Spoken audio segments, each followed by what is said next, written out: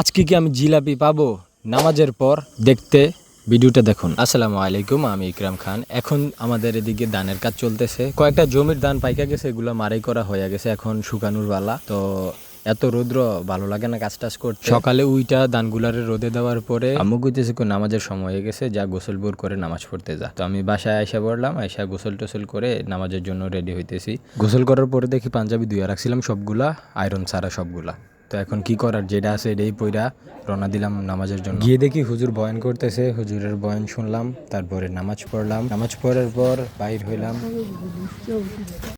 জানি জিলাপি দিল না, তারা কি বালা কাম করছে?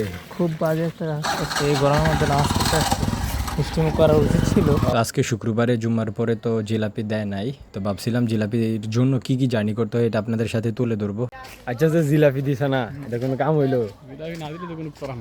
যাই হোক, বাড়িতে এসে সেরা দেখি ধান লাড়া দিতে হবে, আম্মু বাসায় আসছে। তো আমি ধানটা লাড়া দিতে দিতে এত পরিমাণের রোদ আর এত গরম লাগতেছিল।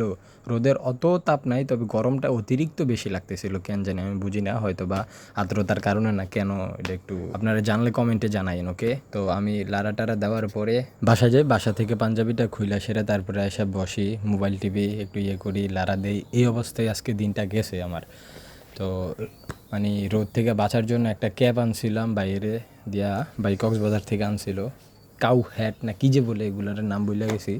নামটা জানলো আবার কমেন্টে একটু জানাই দিয়ে না।